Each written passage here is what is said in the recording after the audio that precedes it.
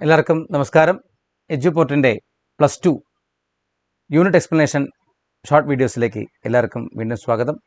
നമ്മൾ കഴിഞ്ഞ വീഡിയോയിൽ 3ാമത്തെ ഏകകമാണ് കവർ ചെയ്തത്. 4ാമത്തെ ഏകകമാണ്. ഇത് അവസാനത്തെ 3 പാഠങ്ങളാണ് ഇതുള്ളത്. ഇതിൽ ആദ്യത്തേത് നിർമ്മമോ യോജക എന്ന മുദ്രാരാക്ഷസത്തെ ആസ്പദമാക്കിയിട്ടുള്ളൊരു പാഠമാണ്. മുദ്രാരാക്ഷസത്തിൻ്റെ ഒരു കഥാസംഗ്രഹം ഇങ്ങനെയാണ് വരുന്നത്. അന്നസത്രത്തിൽ നിന്നും കുസുമപുര രാജ്യാധിപനായ നന്ദരാജനാൽ പുറത്താക്കപ്പെട്ട വിഷ്ണുഗുപ്തൻ ചന്ദ്രഗുപ്തനെ ഉപയോഗിച്ച് നന്ദവംശത്തെ നശിപ്പിക്കുന്നതിന് ശ്രദ്ധാലുവായി. നന്ദരാജൻ ചന്ദ്രഗുപ്തൻ്റെ പിതാവിനെയും 99 സഹോദരന്മാരെയും കാരാഗൃഹത്തിൽ ബന്ധിച്ചിട്ട് ആഹാരം, ജലം എന്നിവ നൽകാതെ വധിച്ചു. അന്നു മുതൽ നന്ദരാജനോട് ചന്ദ്രഗുപ്തൻ പ്രതികാരദാഹിയായി തീർന്നു.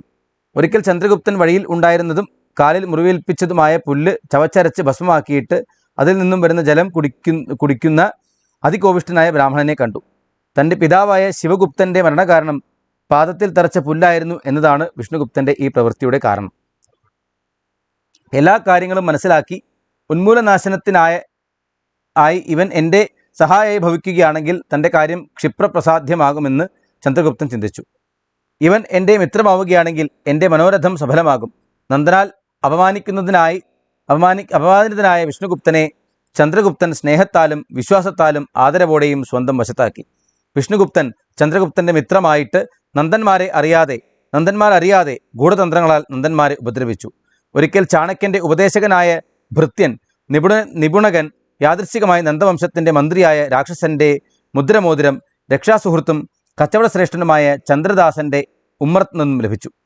ചാണക്യൻ രാക്ഷസന്റെ മറ്റൊരു സുഹൃത്തായ ശകടദാസനെ ബലമായി പ്രേരിപ്പിച്ച് സങ്കേത സൂചനയും മുദ്രാങ്കനവും ഇല്ലാതെ ഒരു സന്ദേശം എഴുതി.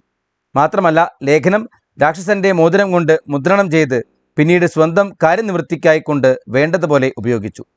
ചന്ദ്രഗുപ്ത വധത്തിനായി ഉത്സുകനായ രാക്ഷസന്റെ പ്രയത്നം വിഫലമാക്കിയിട്ട് നന്ദരാജനെ വധിക്കുന്നതിന് വിഷ്ണുഗുപ്തനാൽ ചെയ്ത യത്നം സഫലമായി. വിഷ്ണുഗുപ്തനാൽ ആസൂത്രണം ചെയ്ത വിഷകന്യകാ പ്രയോഗത്താൽ രാക്ഷസന്റെയും പർവ്വതരാജന്റെയും സഖ്യം പരാജയപ്പെട്ടു. ചന്ദ്രഗുപ്തനെ ഉപരോധിക്കുന്നതിന് പ്രാപ്തരായ പൗരമുഖ്യന്മാരെ ചാണക്യൻ തന്ത്രപൂർവ്വം ചന്ദ്രഗുപ്തന്റെ ആത്മമിത്രങ്ങളാക്കി. വിഷ്ണുഗുപ്തൻ വിവിധ ഉപായങ്ങളാലും കുടിലതന്ത്രത്താലും നന്ദന്മാരെ നശിപ്പിച്ച് ചന്ദ്രഗുപ്തന് രാജ്യം സമർപ്പിച്ചു.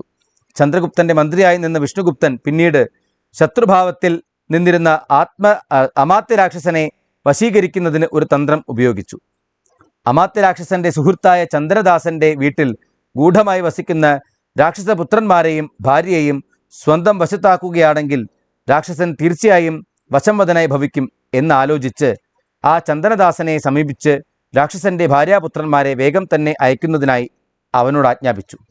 ചന്ദ്രദാസനാകട്ടെ പ്രാണനെ ഉപേക്ഷിക്കാം, അല്ലാതെ മിത്രദ്രോഹത്താൽ അദ്ദേഹത്തിൻ്റെ പത്നീപുത്രന്മാരെ ഗൃഹത്തിന് വെളിയിൽ അയക്കില്ല എന്ന് പറഞ്ഞു.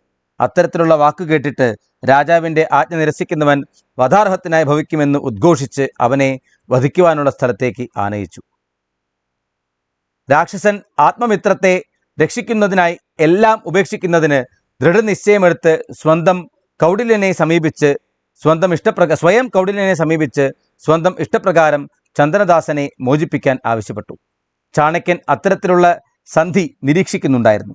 അദ്ദേഹം അമാത്യരാക്ഷസനെ അനിതര സാധാരണങ്ങളായ ഗുണങ്ങളാൽ പരിപൂർണനായ ഭവാൻ എല്ലാ ഭൂതവും ഭാവിയും ധർമ്മവും അധർമ്മവും കാര്യവും അകാര്യവും ആലോചിച്ച് നിർണയിക്കാൻ സമർത്ഥനാണ് എന്ന് മുക്തകണ്ഠം പ്രശംസിച്ചു.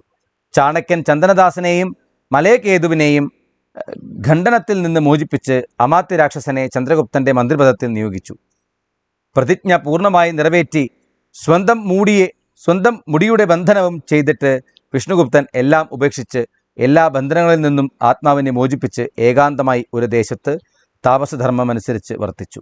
ഇതാണ് ഈ കഥയുടെ രത്നച്ചുരുക്കം. ഓക്കെ, അതാണ് ഈ കഥയിൽ പറയുന്നത്. പിന്നീട് സംഭാഷണാംശങ്ങളാണ് ഇതിൽ പറയുന്നത്, അത് നിങ്ങൾക്ക് അറിയാമല്ലോ. നമ്മൾ ഈ ഏകകത്തിലെ അടുത്ത ചാപ്റ്ററായിട്ടുള്ള കുശലിനഃ സന്തു സർവദാ എന്ന പാഠഭാഗമാണ് ഇത്. ഭഗവത്ഗീതയെ ആസ്പദമാക്കിയിട്ടുള്ള ഒരു പാഠമാണ്. നിങ്ങൾക്കറിയാവുന്നതുപോലെ ക്ലൈബ്യം മാസ്മഗമപാർത്ഥ നൈതത്വം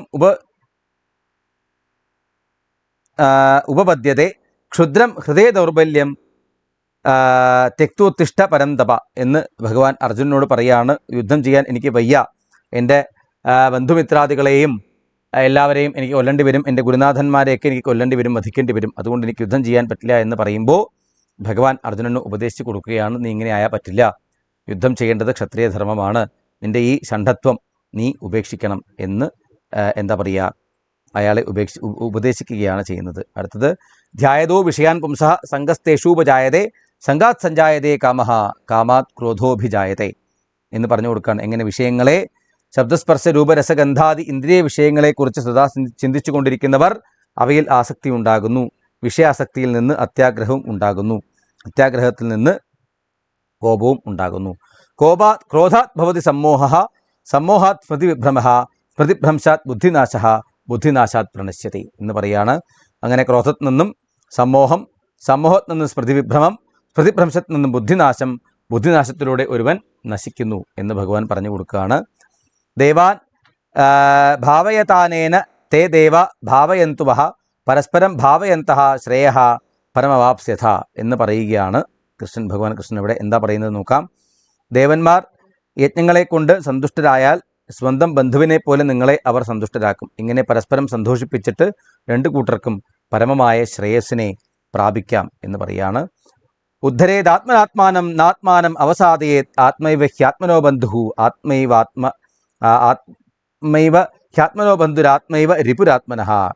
ആത്മാവിൻ്റെ ബന്ധുവും ശത്രുവും ആരാണെന്ന് പറയാണ്. വിവേകജ്ഞാനയുക്തമായ ബുദ്ധിയാണ് സ്വന്തം ബന്ധുവായിട്ടുള്ളത്. വിഷയസുഖങ്ങളിൽ ആസക്തമായ മനസ്സാണ് സ്വന്തം ശത്രു. വിവേകബുദ്ധി കൊണ്ട് വിഷയസുഖങ്ങളിൽ മുഴുകിയ മനസ്സിനെ നിയന്ത്രിച്ച് ഉയർച്ചയിലേക്ക് കൊണ്ടുവരണം, അപകർഷതയിലേക്കല്ല. അതുകൊണ്ട് ഉത്തമ വ്യക്തിത്വ വികാസത്തിന് സ്വന്തം പ്രതിഭയെ തിരിച്ചറിഞ്ഞ് പോഷിപ്പിക്കണം എന്നർത്ഥം. ഓക്കെ, അതാണ് അവിടെ പറയുന്നത്. അങ്ങനെ അവിടെ ആ പാഠം അവസാനിക്കുകയാണ്. അടുത്തതും അവസാനത്തതുമായിട്ടുള്ള ചാപ്റ്റർ മന ഏവ ബലിയാത് എന്നാണ് ആ ചാപ്റ്ററിൻ്റെ പേര്. ഇതിലെന്താ പറയുന്നത്? യോഗദർശനത്തെക്കുറിച്ചിട്ടാണ്. ആ യോഗദർശനം എന്തൊക്കെ കാര്യങ്ങളാണ് പറഞ്ഞു തരുന്നത്? യോഗ ചിത്തവൃത്തി നിരോധ എന്ന് പറയുന്നു. യോഗശാസ്ത്രത്തിലെ അധ്യായങ്ങളുടെ പേരുകൾ പറയുന്നുണ്ട്. എന്താണ്? സമാധിപാദ, സാധനാപാദ, വിഭൂതിപാദ, കൈവല്യപാദ എന്ന 4 പാദങ്ങളെ പറ്റി പറയുന്നു. പിന്നെന്താണ്? ഇതിൽ അഷ്ടാംഗ യോഗ എന്താണ് എന്ന് പറയുന്നു. യോഗ ചെയ്യുന്നതിനുള്ള ഗുണങ്ങൾ എന്താണ്? യോഗ അനുഷ്ഠിക്കുമ്പോൾ വരുന്ന ഗുണങ്ങൾ എന്തൊക്കെയാണ്? പിന്നെ യോഗശാസ്ത്രം അല്ലെങ്കിൽ പതഞ്ജലിയുടെ യോഗദർശനം എന്താണ് പറയുന്നത്? ആ ശാസ്ത്രം എന്തിനൊക്കെ ഉപായങ്ങളാണ്, മനസ്സിനെ എങ്ങനെ ശുദ്ധീകരിക്കണം തുടങ്ങിയ കാര്യങ്ങളെല്ലാം നമുക്ക് പറഞ്ഞു തരുന്നു.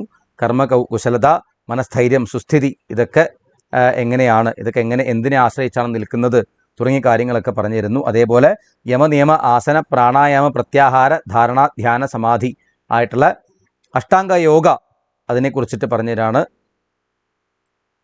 പിന്നെയോ യോഗാനുശീലനം കൊണ്ട് ശരീരത്തിനും മനസ്സിനും എന്തൊക്കെ കാര്യങ്ങളാണ് സംഭവിക്കുന്നത് എന്നും ഈ പാഠത്തിൽ വ്യക്തമായിട്ട് തന്നെ പറയുന്നുണ്ട്. അതേപോലെ ഇന്ദ്രിയം സംയമനവും നമുക്ക് യോഗാഭ്യാസത്തിലൂടെ നടക്കുന്നു. പിന്നെയോ ജീവിത നൈപുണ്യാനി സമാർജയിതും ക്ഷമതാഹ വർദ്ധയിതും ച തഥാ ച ഏകാഗ്രതാം ശുദ്ധബോധാവസ്ഥാം ച പ്രാപ്തും സഹായകം ഭവതി യോഗശാസ്ത്രം എന്ന് പറയുകയാണ്. യോഗശാസ്ത്രം എന്തിനൊക്കെയാണ് സഹായകമാകുന്നത്? ജീവിത നൈപുണികൾ നേടുന്നതിന്, അതേപോലെ ക്ഷമ തുടങ്ങിയ കാര്യങ്ങളെല്ലാം നേടുന്നതിനും, പിന്നെ ജീവിത നൈപുണ്യം നേടുന്നതിനും ക്ഷമതകളെ വർദ്ധിപ്പിക്കുന്നതിനും അപ്രകാരം ഏകാഗ്രതയും ശുദ്ധ ബോധാവസ്ഥയും ലഭിക്കുന്നതിന് സഹായകവുമാണ് യോഗശാസ്ത്രം എന്ന് പറഞ്ഞ് ഇവിടെ ഈ ചാപ്റ്റർ സമാപിക്കുകയാണ്. അതിലൂടെ നമ്മുടെ ഏകകവും സമാപിക്കുകയാണ്. അപ്പോൾ എല്ലാവരും നല്ലപോലെ ഇത് പഠിക്കുക. ഒരുപാട് വീഡിയോ നീണ്ടുപോണ്ട എന്ന് പറഞ്ഞിട്ടാണ് വളരെ ഷോർട്ടായിട്ട് കാര്യങ്ങൾ പറഞ്ഞത്. നിങ്ങൾക്ക് വീഡിയോ പോസ് ചെയ്തിട്ട് അതത് ഭാഗങ്ങൾ വായിച്ചു നോക്കാം. അപ്പോൾ നിങ്ങൾക്ക് എല്ലാവർക്കും നല്ലൊരു പരീക്ഷ ആശംസിക്കുന്നു. നല്ലപോലെ നിങ്ങൾക്ക് പരീക്ഷ എഴുതാൻ പറ്റട്ടെ. നല്ല A+ കൂടി തന്നെ നിങ്ങൾക്ക് പാസ്സാവട്ടെ. നിങ്ങൾക്ക് ജീവിതത്തിൽ വലിയ നിങ്ങളുടെ ആഗ്രഹങ്ങൾ നേടി വലിയ പദവികളിലും ശ്രേണികളിലും എത്തട്ടെ എന്ന് ആത്മാർത്ഥമായിട്ട് പ്രാർത്ഥിച്ചുകൊണ്ട് ഈ വീഡിയോ ഇവിടെ അവസാനിപ്പിക്കുകയാണ്. നന്ദി, നമസ്കാരം.